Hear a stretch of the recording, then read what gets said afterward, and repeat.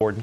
Well, Eric, let me ask you a couple of follow-up questions here. Has the White House weighed in about China getting involved in these talks?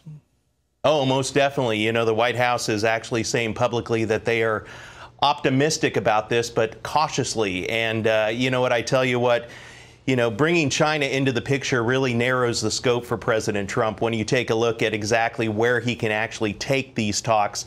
Bringing China into the picture, that just creates even more problems for the Trump administration. Kim Jong-un's decision to run to Big Brother is definitely a hat in for Kim Jong-un.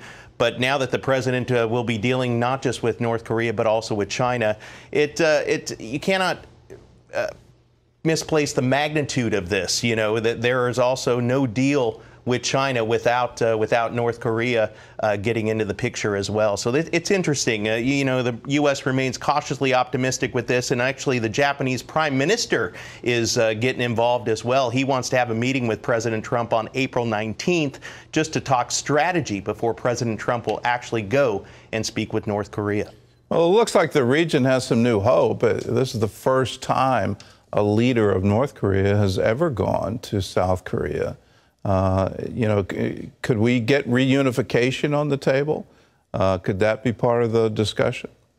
Most definitely. I mean, I think reunification, that comes later on down the line. You know, the main thing that we have to talk about, especially in this first meeting, has to do with exactly what to do with denuclearization, how that's going to look. Spell that out for Kim Jong-un. You know, that the last thing that the U.S. should do is provide any sort of promises. That's what happens with a lot of these talks is, things are promised and sometimes are not delivered. And we need to have proof that Kim Jong-un is serious about this, And I think what's interesting is President Trump is actually gearing up for this when bringing in Bolton into the picture and also Pompeo into the picture to deal with North Korea, the National Secretary of Homeland Security, and also just trying to be able to deal with this catastrophic issue with North Korea, being able to find out that they are serious about dealing with taking denuclearization off the table. Is the administration speaking with one voice? Is there one opinion on the U.S. side of this negotiation?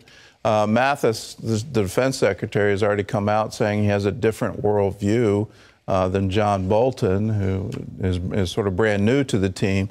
Are we going to see conflict in the administration on strategy going into the talks?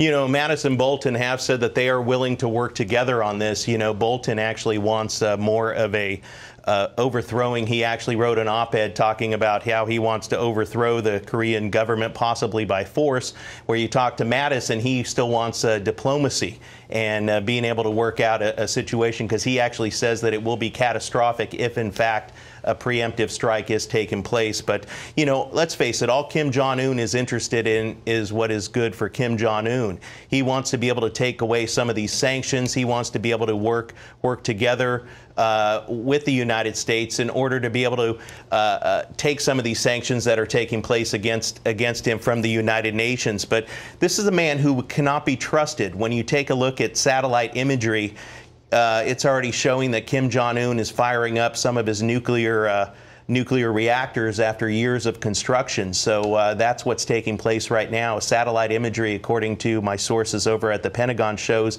that he is still doing his nuclear reactive type of tests, but doing so quietly. So the United States, again, remains cautiously optimistic. All right. We will too. And Eric, we look forward to future reports. I'll just weigh in on one comment on this, that a war on the Korean Peninsula would be absolutely catastrophic. The entire city of Seoul would be reduced to rubble. There are more artillery weapons aimed at that city than any other place on the planet. And literally the destruction would happen in 20 minutes. We don't have an alternative here. We need to have peace. And it's wonderful that we're finally talking.